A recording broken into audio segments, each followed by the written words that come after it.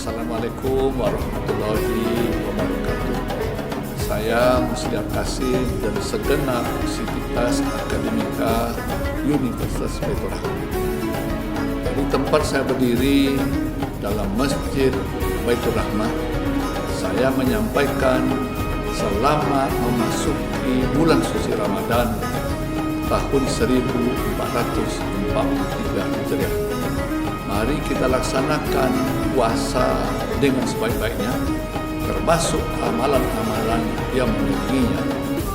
Di antaranya membaca Al-Quran, melaksanakan tadarus, termasuk juga menyantuni anak yatim dan orang-orang yang kurang beruntung secara ekonomi.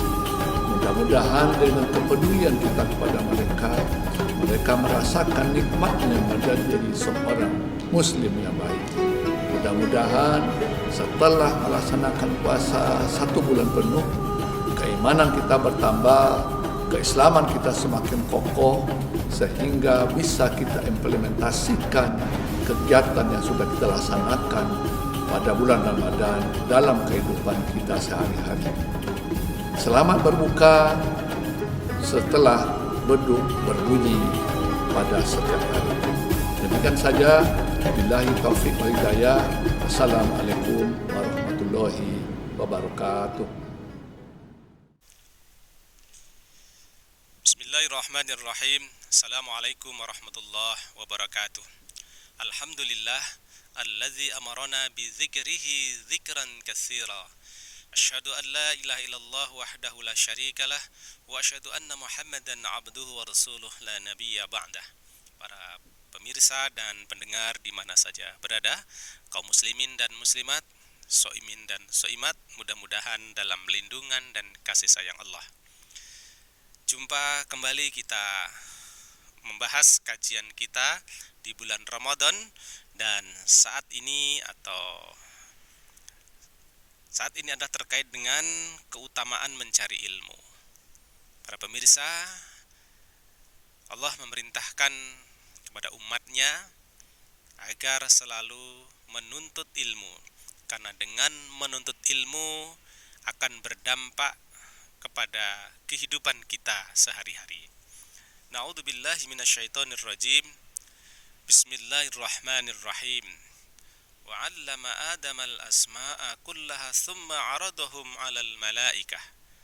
Faqala anbi'uni bi asma'i haula'i in kuntum shadiqin.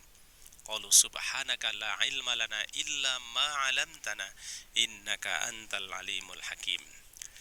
Ayat ini selalu dibaca oleh para mubaligh, dibaca oleh para imam pada sholat tarawih, sholat wajib dan sholat sunnah, terutama di bulan Ramadan adalah dalam sholat tarawih dibaca dengan merdu, dengan kesyahduan, dengan tujuan agar khusyuk kita sholat kepada Allah, menghadap kepada Allah. Kajian kita terkait dengan keutamaan mencari ilmu. Yang pertama, dalam pandangan Al-Quran, Allah memberikan katalog ilmu atau pembekalan ilmu kepada hambanya yang akan mengelola bumi. Diberikan bekal dengan bekal ilmu kepada Nabi Adam alaihissalam. Kenapa diberikan bekal? Karena Nabi Adam alaihissalam itulah yang dipersiapkan untuk mengelola bumi.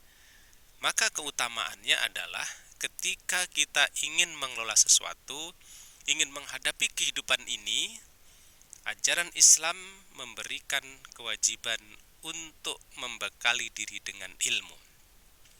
Ini sangat panjang sebenarnya dialognya antara malaikat dengan Allah. Sesungguhnya akan aku berikan kepada Adam dan Allah berikan ilmu kepada Adam. Sehingga dialognya dengan malaikat berdampak kepada sesuatu yang dalam ilmu pengetahuan terbukti bahwa ternyata Adam diberikan bekal ilmu oleh Allah Subhanahu wa taala. Wa 'allama Adama asma'a kullaha tsumma 'aradahum 'alal malaikah. Allah berikan ilmu kepada Adam tentang nama-nama semua yang ada di surga. Kemudian berpresentasi presentasikanlah kepada malaikat bahwa sesungguhnya semua telah diberikan kepada Adam, dan buktikanlah. Faqala ambiuni bi asma'i haula'i in kuntum shodiqin. Jika engkau memang benar-benar kelompok orang-orang yang terjamin kuantitas, kualitas, dan juga kebenaran keilmuan. Tetapi yang sangat mengindahkan adalah dalam kehidupan dan perlu kita contoh adalah ketika terjadi sebuah dialog ilmu, maka malaikat berkata kepada Allah, karena argumennya itu kalah dan lemah, maka ada etika bagi orang-orang yang kalah berargumen. Karena sebelumnya Allah berfirman, wahai malaikat, wa idh qala rabbuka lil malaikati inni ja'ilun fil ardi khalifah. Aku akan menjadikan seseorang yang bisa mengelola bumi, yaitu Adam. Kata malaikat, kenapa Nabi Adam? Manusia ini kan sukanya perang, manusia ini sukanya adu domba, sukanya fitnah dan menumpahkan darah. Ya memang dalam sisi tertentu iya, tapi ada sisi terbaik manusia itu adalah kemuliaan. Dia mulia, bahkan mampu menjadi lebih mulia dari malaikat karena malaikat tidak mempunyai keinginan atau nafsu, sementara manusia mempunyai segalanya dan mampu mengalahkannya. Berdialoglah Allah dengan malaikat, diberikan ilmu oleh Allah kepada Nabi Adam alaihissalam. Akhirnya terbukti bahwa manusia itu punya kelebihan, tetapi malaikat tidak membantah dengan argumen yang lain. Yang keluar dari kata-kata malaikat adalah qalu subhanaka la ilma lana illa ma 'allamtana. Ya Allah, Maha suci Engkau ya Allah, yang tidak pernah memberikan ilmu kepada kecuali apa yang kami tahu. Innaka antal alimul hakim. Ini sebuah pelajaran bagi kita, bagi orang-orang yang berilmu. Jika kita kalah argumen, lemah argumen, mohon tidak dicari kelemahan orang. Kalau memang benar-benar kita terbukti tidak menjadi yang terbaik dalam argumen, dalam mengambil kebijakan, mari kita ucapkan subhanallah. Ya Allah, ternyata masih ada orang yang lebih pintar dari saya. Bukan, karena dia dekat dengan itu ya.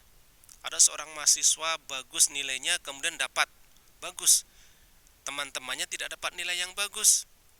Dia berkata kepada teman-temannya, iya karena dia dekat dosennya, udah kayak dosennya itu alay, padahal dia benar-benar pintar. Harusnya kalau ada orang nilainya bagus, kita tidak ucapkan seperti malaikat, qalu subhanaka la ilma lana illa ma 'allamtana. Jadi kita itu harus sportif.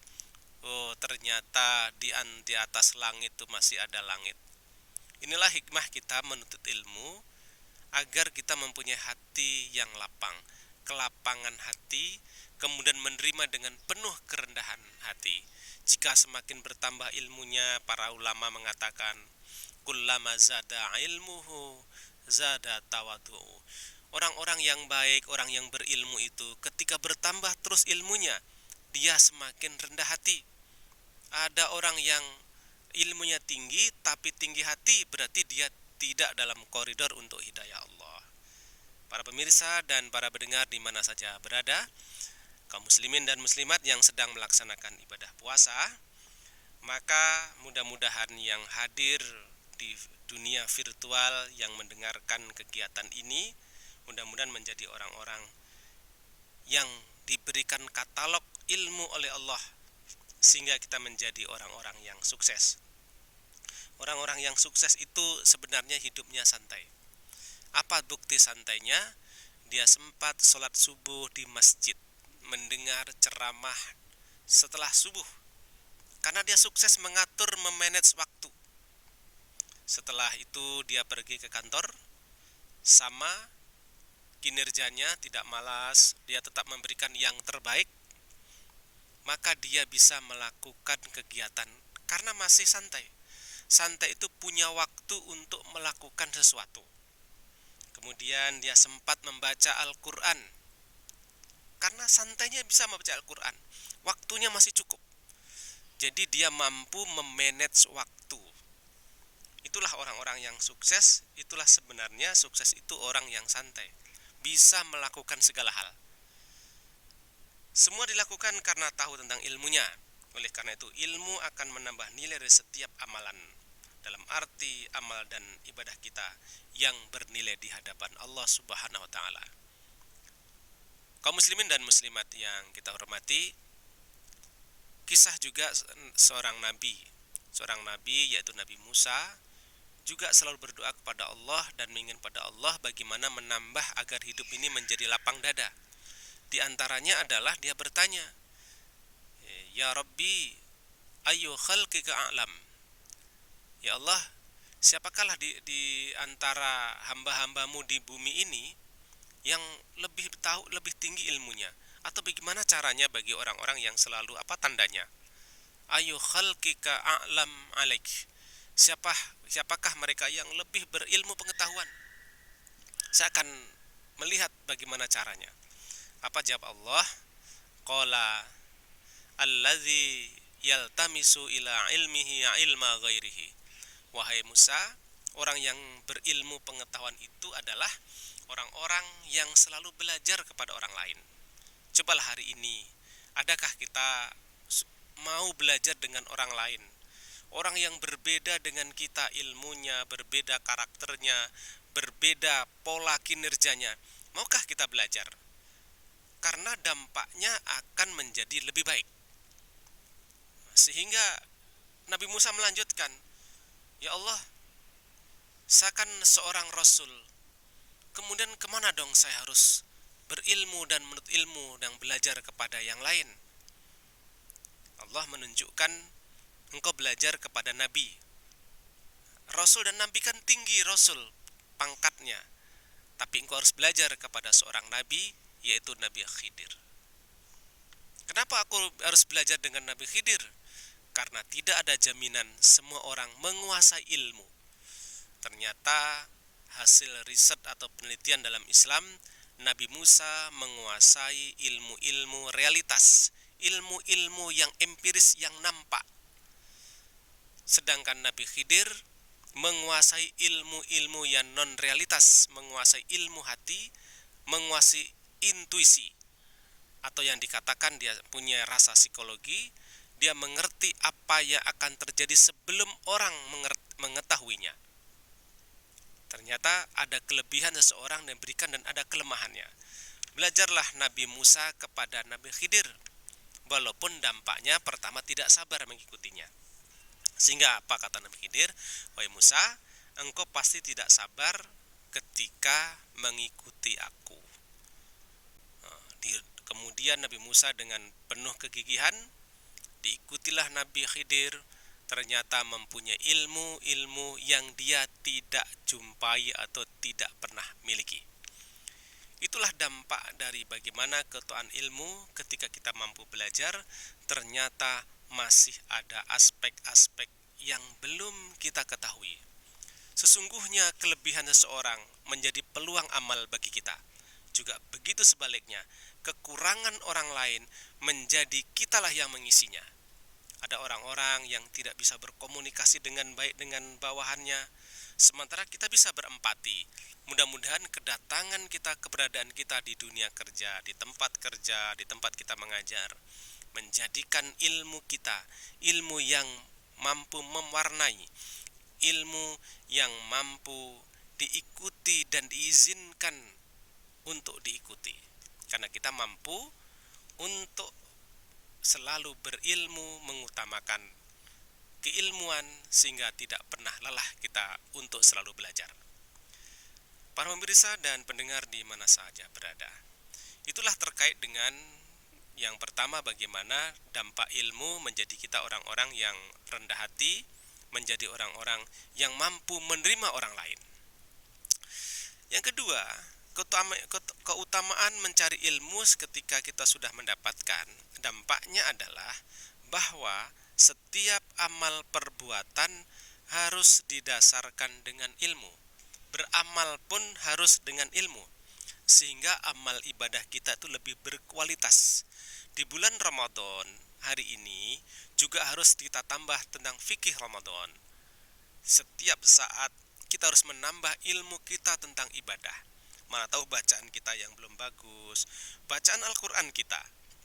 Membaca Al-Quran itu ibadah, tetapi kalau tidak dengan ilmu, tentunya akan nilainya dan kualitasnya akan berbeda. Ketika kita membaca dengan bagus, fasahahnya bagus, makhrajul hurufnya bagus, kemudian tanda bacanya bagus, tajwidnya bagus, tentunya Allah akan memberikan yang lebih bagus dari sisi imbalan dan pahalanya. Ketika orang baca ayat Al-Quran namun tidak tahu artinya, itu juga berdampak. Contoh, Bismillahirrahmanirrahim, makhrajul hurufnya bagus, tetapi artinya tidak tahu. Allah pun akan memberikan pahala, namun tentunya berbeda dengan orang yang membaca Bismillah, tahu artinya, apalagi mengamalkannya. Bismillahirrahmanirrahim. Orang yang mendengar juga senang. Tapi kalau baca Bismillahirrahmanirrahim, kan biasa. Tentunya pasti kualitasnya biasa. Oleh karena itu dampak kita berilmu adalah bahwa beramal harus dengan ilmu agar kita dihargai dan berdampak pada kualitas apa yang kita lakukan. Wala taqfu ma laisa laka bihi ilmun. Innas sam'a wal basara wal fuada kullu ulaika kana anhu mas'ula. Dan janganlah kamu mengikuti apa yang kamu tidak mempunyai pengetahuan tentangnya. Sesungguhnya pendengaran, penglihatan, hati, semua itu akan diminta pertanggungjawabannya. Kaum muslimin dan muslimat, mudah-mudahan kita menjadi orang yang berilmu, karena ilmu itu akan berdampak kepada kualitas amal. Kita sholat, bagaimana sholat berjamaah ketika menyambung saf gitu. Kita sudah saf pertama penuh, mana yang sambung duluan? Bukan di ujung kanan, ujung kiri. Masuk saf yang kedua itu di tengah, disebar, disetantang kemudian lebih kanan atau kiri dari imam. Saf ketiga juga begitu, jangan menyambung saf itu dari kiri atau kanan, di tengah. Walaupun masjid kita besar, toh nanti ada orang yang akan ngisinya, tapi tidak tahu mana yang masih kosong. Oleh karena itu kan perlu ilmu. Kita sholat berjamaah, penuhkan safnya, masuk dalam saf, maka saf pertama diisi itu bukan kanan dan samping kiri, tapi di tengah, di belakang imam. Baru nanti saf kedua begitu juga, saf ketiga juga begitu. Ada orang yang penting kita sholat berjamaah. Sholat berjamaah itu juga ada ilmunya. Kemudian imamnya membaca Allahu Akbar. Kita mengangkat takbiratul ihram itu jangan Allahnya, tapi waktu ketika selesai imam membaca Allahu Akbar, barnya itu yang baru kita angkat tangan. Mudah-mudahan kita menjadi orang berilmu. Seperti ketika kita melihat orang upacara, hormat gerak, geraknya itu baru bergerak, bukan hormatnya langsung kita bergerak. Oleh karena itu dalam salat berjamaah jangan sampai kita mendahului imam, karena kita adalah makmum. Selamat untuk berbuka puasa. Semoga kita sehat selalu dan dalam berkahnya. Dan kita akhiri billahi taufik wal hidayah. Assalamualaikum warahmatullahi wabarakatuh. Penerimaan mahasiswa baru Universitas Baitur Rahmah, S1 dan Profesi Dokter Umum, S1 dan Profesi Dokter Gigi, S1 Manajemen dan Kewirausahaan, S1 Kesehatan Masyarakat, D3 Kebidanan, D3 Radiologi, D4 Keperawatan Anestesiologi, S1 Administrasi Rumah Sakit, S1 Farmasi Klinis, dan D3 Akademi Keperawatan Baitur Rahmah. Untuk pendaftaran silakan kunjungi website pmb.unbrah.ac.id.